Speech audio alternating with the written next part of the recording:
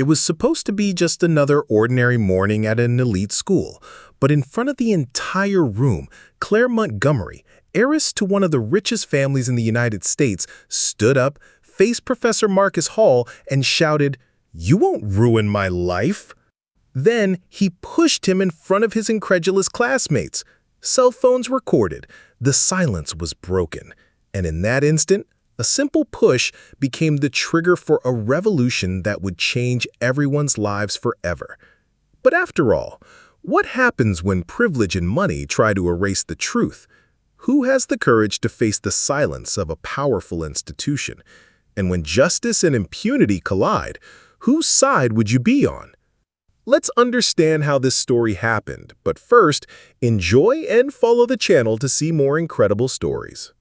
The morning sun streamed through the enormous stained glass windows of the WT School, the most coveted elite school on the East Coast of the United States. It was a place that exuded luxury and tradition, marble corridors, portraits of illustrious alumni, walls displaying trophies and achievements, a place built to train heirs to fortune, political leaders, and tycoons. But on that seemingly ordinary Tuesday, one event would forever tarnish this impeccable setting. In room 204, students settled into their polished wooden desks. A respectful silence soon fell when the teacher, Dr. Marcus Holdhe, entered. Tall, with a firm presence and a penetrating gaze, he was more than a professor of contemporary history. For many there, he was an inspiration, a black man who had overcome unimaginable obstacles to earn the respect of Harvard and later the entire academic community. Good morning, everyone. Today I want to discuss with you not just the past, but the present. Let's talk about power, privilege, and responsibility. The students opened their notebooks, some typing on state-of-the-art laptops, but one look stood out at the back of the room. Claire Montgomery, the most talked-about student in school. Daughter of billionaire bankers, heiress to a multi-million-dollar empire. Blonde, impeccable, always surrounded by a group of friends who orbited her like planets. Claire, that day, seemed restless, her eyes half closed, fiddling with her cell phone while Marcus spoke. "Claire," he said in a firm but not aggressive tone, "can you join us? I'd like to hear your opinion on the text you read today." The room turned its eyes to her. Claire smiled disdainfully and slowly closed her phone. "Me? Please." That text was just another one of those litanies about social injustice. Always the same old thing. It has nothing to do with me. An uncomfortable silence hung in the air. Some students lowered their heads, others frowned. Marcus took a deep breath. "Claire, we study history precisely to understand how we are all connected to the past and the present. No one is outside of this." "Oh, sure." She crossed her arms. "I think you like to exaggerate this because, well, it fits your narrative." The sentence fell like a bolt of lightning. There was a murmur in the background. Marcus felt the weight of the entire room watching him, waiting for his reaction. He didn't let his anger show. He simply said, his voice low but firm, "Respect, Miss Montgomery. Here, everyone is called to think, not to reduce the human experience to stereotypes." Claire pressed her lips together. She looked provoked. She stood up abruptly from her chair. "I don't have to listen to any sermons. My parents practically finance this school. No one forces me to do anything." "You can choose to remain silent or learn, but you cannot choose to destroy this space of respect." And then, like a trigger for something that had been building up, Claire took a step forward, faced the teacher with a mixture of hatred and despair, and shoved his arm violently, sending his papers tumbling to the floor. For a second, the world stopped. The students were petrified. Some dropped pens, others hurriedly raised their phones. The sound of the impact echoed through the room like shattering glass. Marcus, stunned, took a step back, but maintained his straight posture. His eyes burned, not only from the physical pain, but from the symbolic weight. Claire, breathing heavily, declared, "You will not ruin my life, never!" And he left, slamming the door so hard that the windows shook. The silence continued, heavy, almost suffocating. Marcus looked at the students. Some of them had tears in their eyes, others had frightened expressions. "Engrave this in your memory," he said in a choked but firm voice. "The true test of character is not how we treat our peers, but how we act toward those who can give us nothing but dignity." Marcus's heart was pounding. Agitated thoughts raced through his mind. What now? What will they try to do? Will they blame me? He knew the weight of challenging powerful people well. He'd felt it before, both inside and outside of academia. The students whispered among themselves.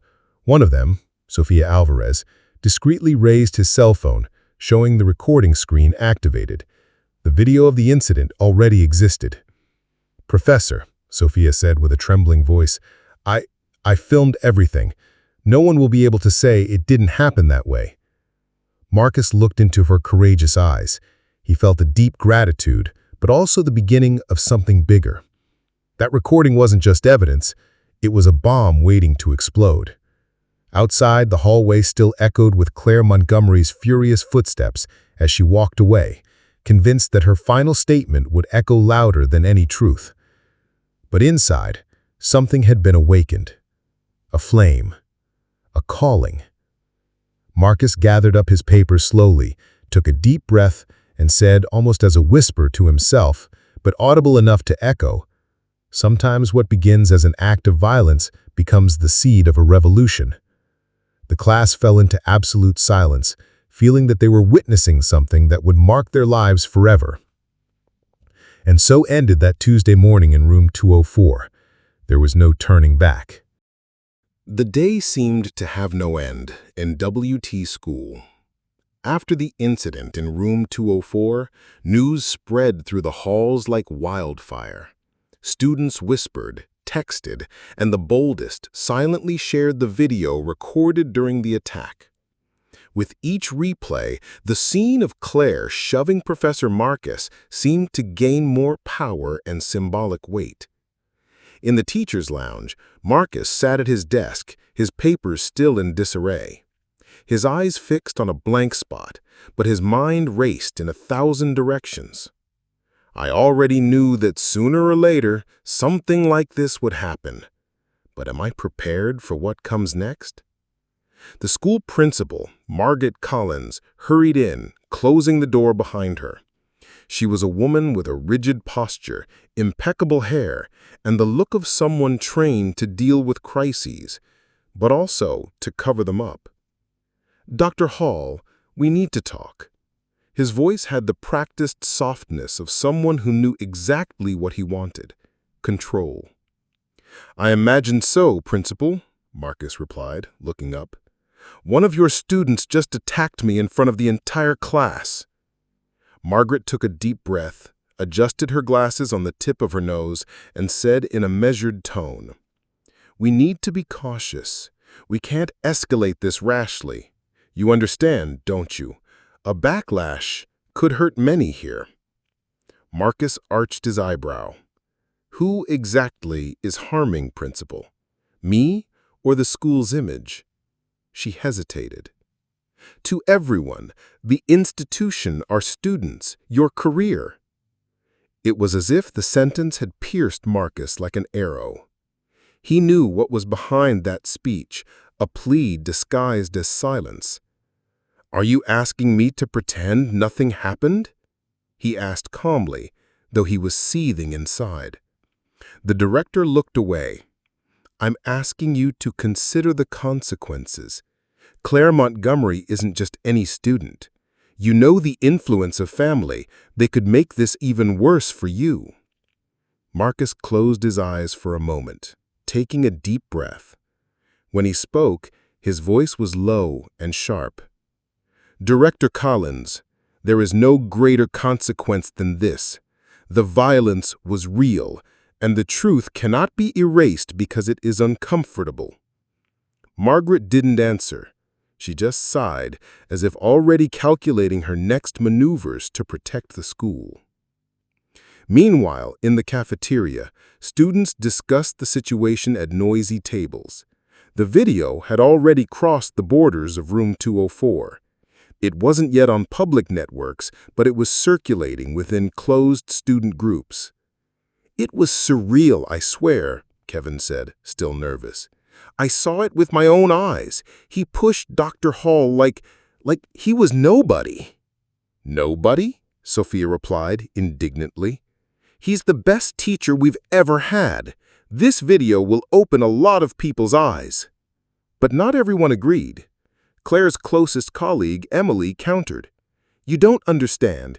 Claire did this because she was being teased. The teacher is always poking her in class." Sophia slammed her hand on the table. "No, I was there. He just asked her opinion. And even if he was pressuring her, nothing justifies aggression. Nothing."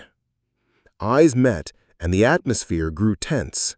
A division began to emerge not only within the school, but within the hearts of every young person there. Choose silence or choose courage? Hours later, Marcus returned home. His apartment was simple, a stark contrast to the luxury of the students he taught daily. He laid his papers on the table, took off his glasses, and stared at his reflection in the window. "They want me to keep quiet. I have faced this before, but it always hurts. I'll be accused of disturbing the peace. I'll be painted as the one who's exaggerated. But if I stay quiet now, who will speak for me tomorrow?" On my cell phone, dozens of messages waited. Former academic colleagues, family members, former students. Some had already heard the rumor. Others sent automated support. "We are with you, Professor." Suddenly, a different notification. Sophia wrote to him. "Professor, don't give up. The video is already circulating. If they try to silence you, the world will know the truth."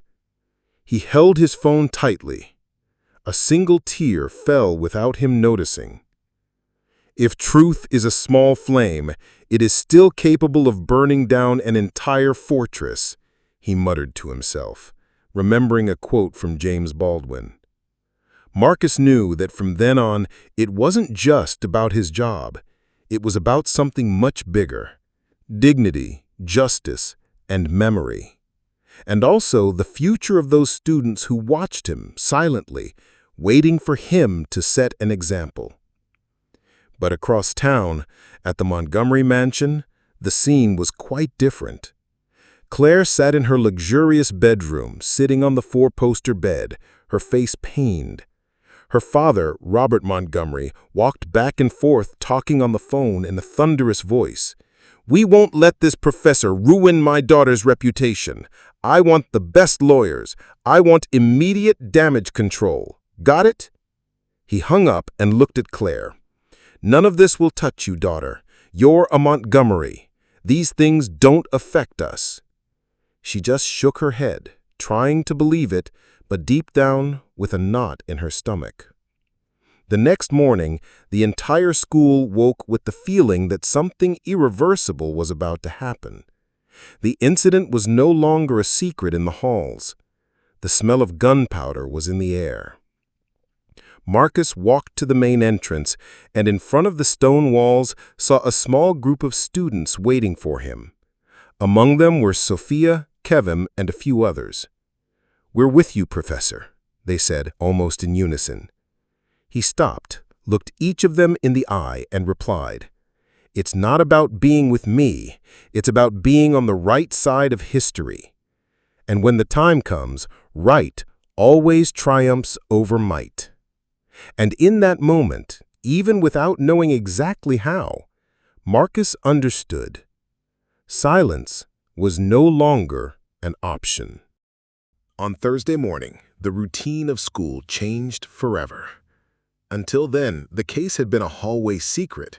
Cell phones in hand, knowing glances, hushed whispers. But like every spark in the age of social media, it didn't take long for it to turn into a fire. The video of the attack, the exact moment Claire pushed Professor Marcus with her cutting final sentence, "You won't ruin my life," finally leaked.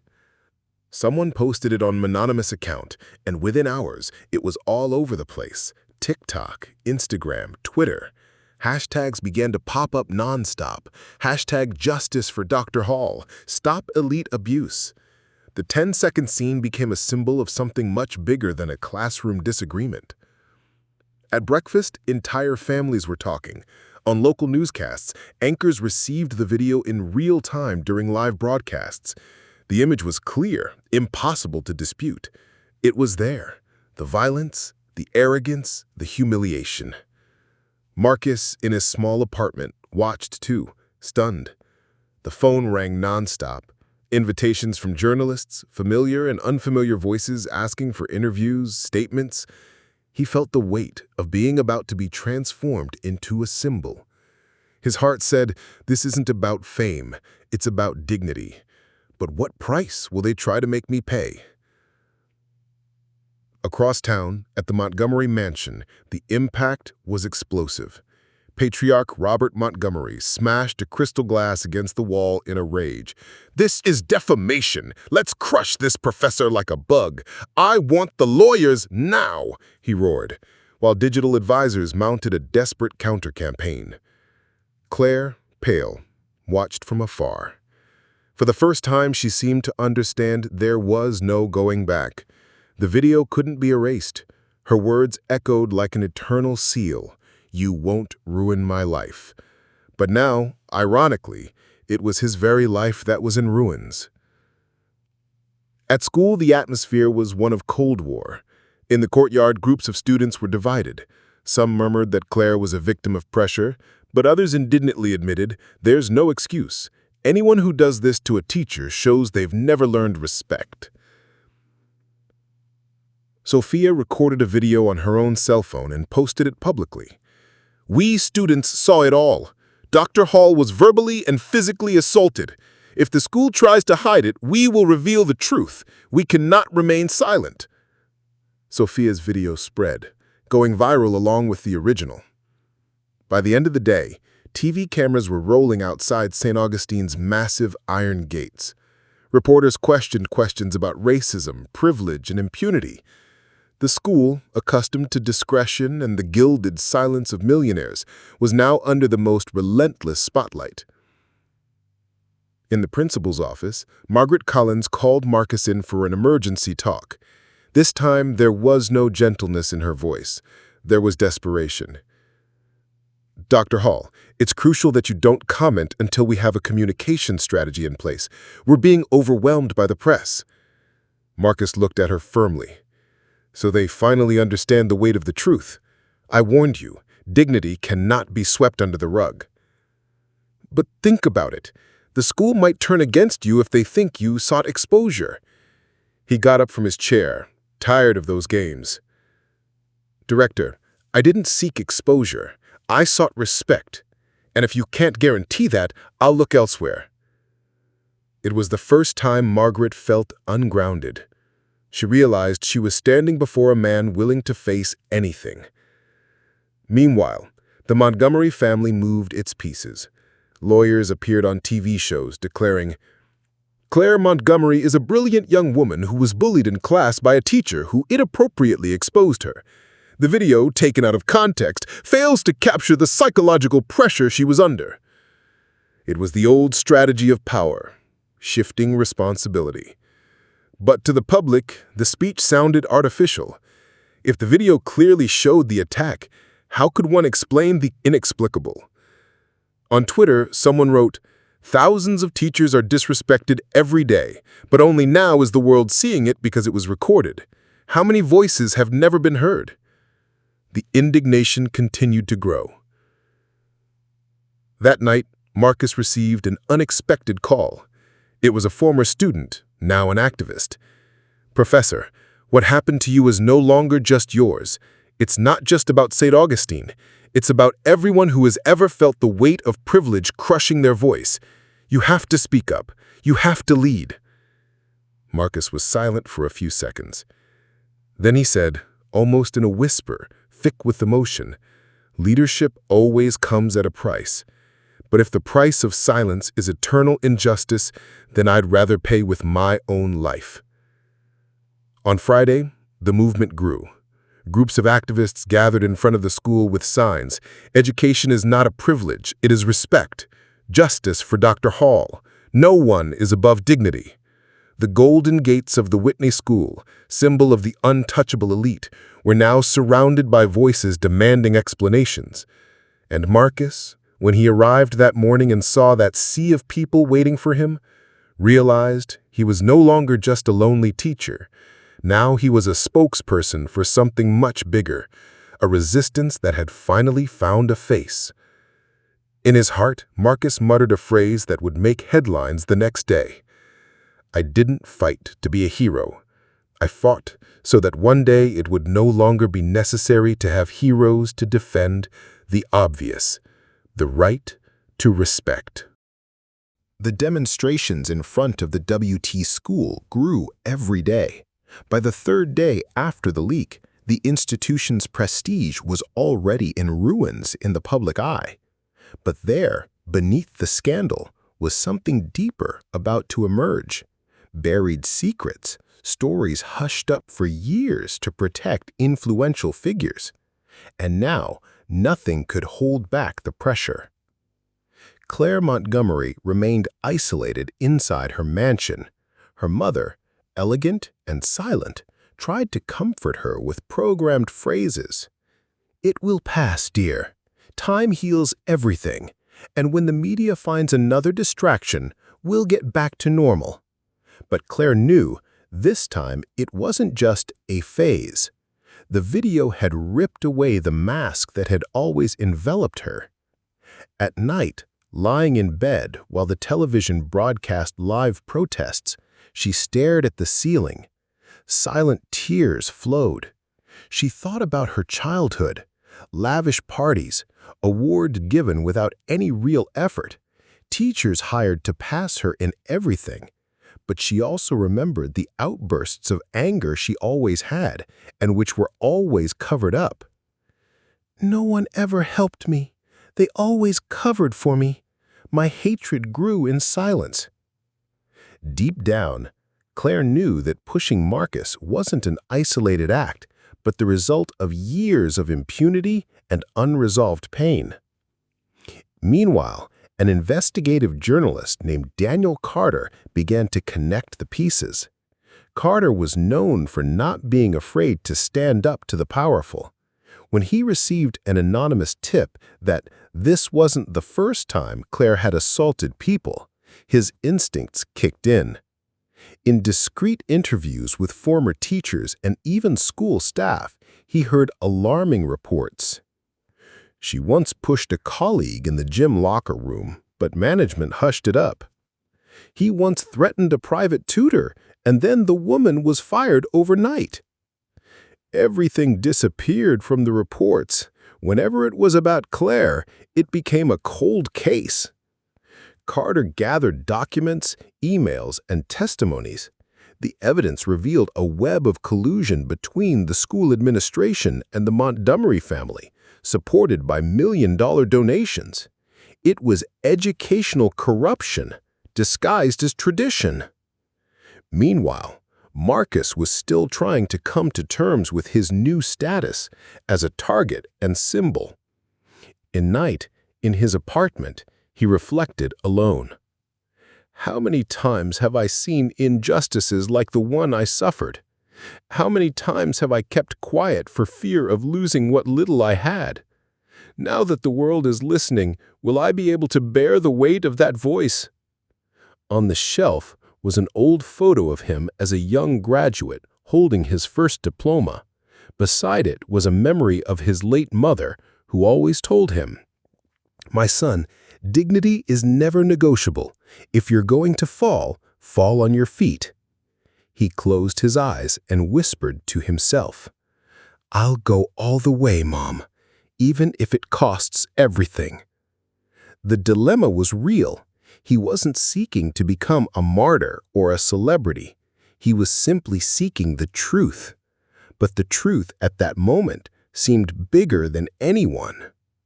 At school, strangely, it wasn't just the ordinary students who were beginning to support Marcus. Some heirs of wealthy families also spoke out against the silence. One of them, Jonathan Pierce, son of a senator, openly declared to his colleagues, "We can't pretend nothing happened. If this school teaches anything, let it teach courage.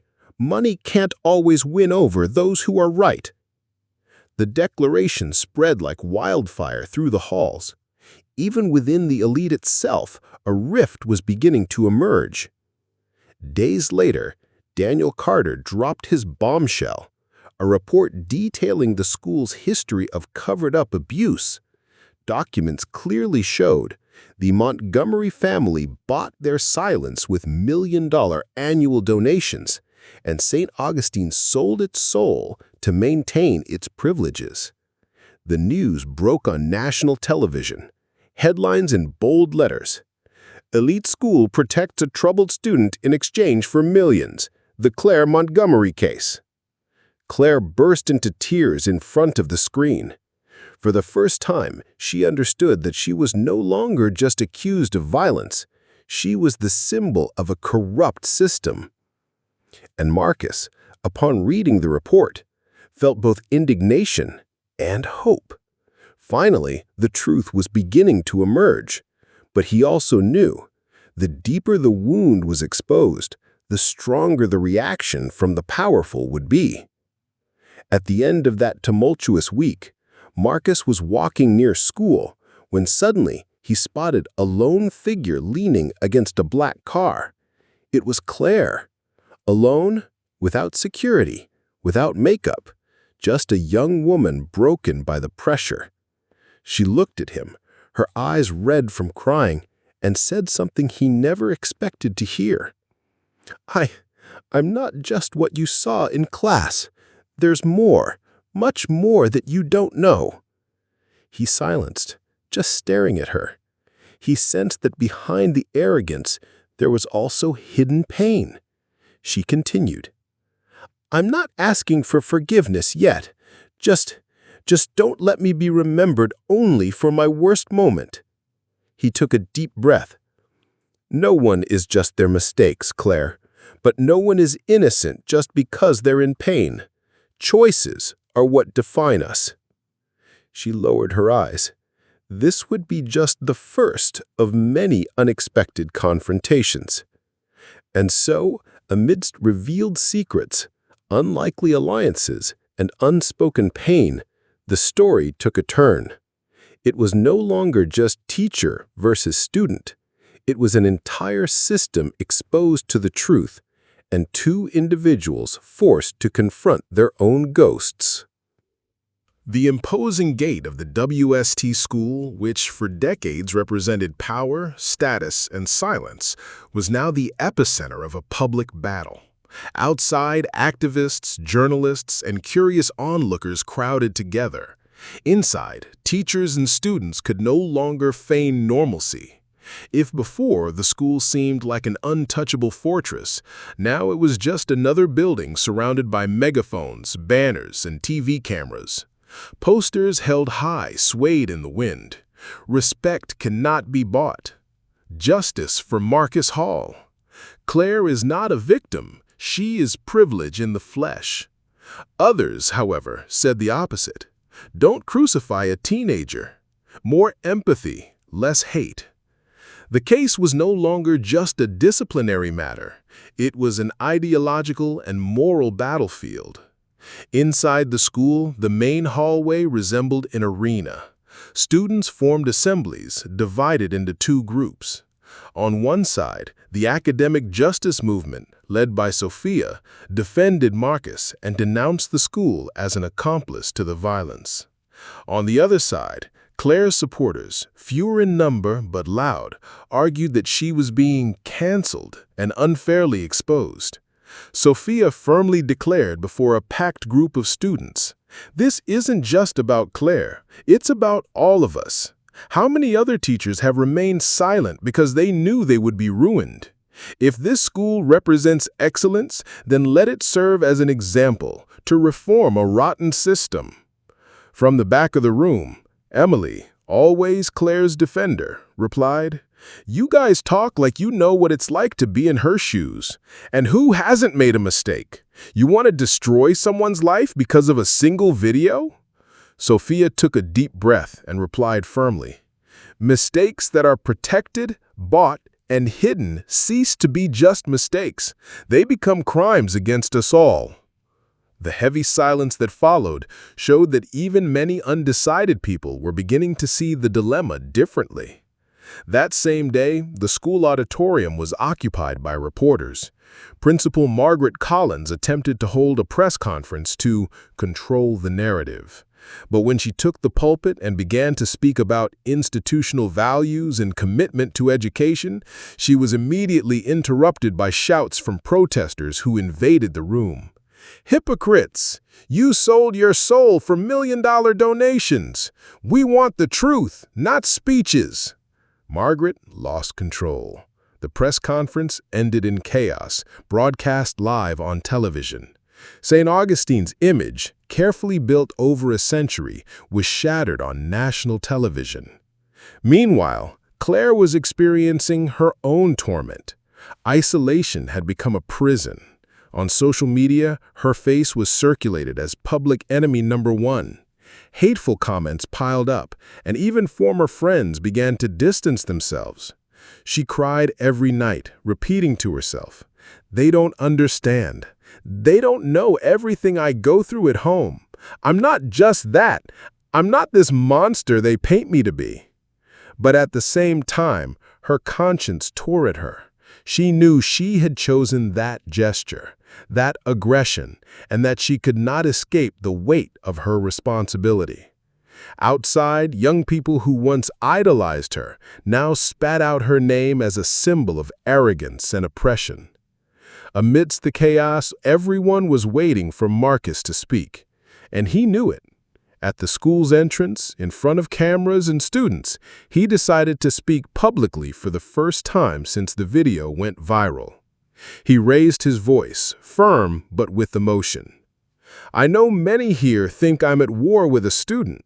I'm not. My fight isn't against Claire Montgomery. My fight is against the silence that protects privilege and swallows dignity." He paused, looking into the weary eyes of reporters and students. "I don't want revenge.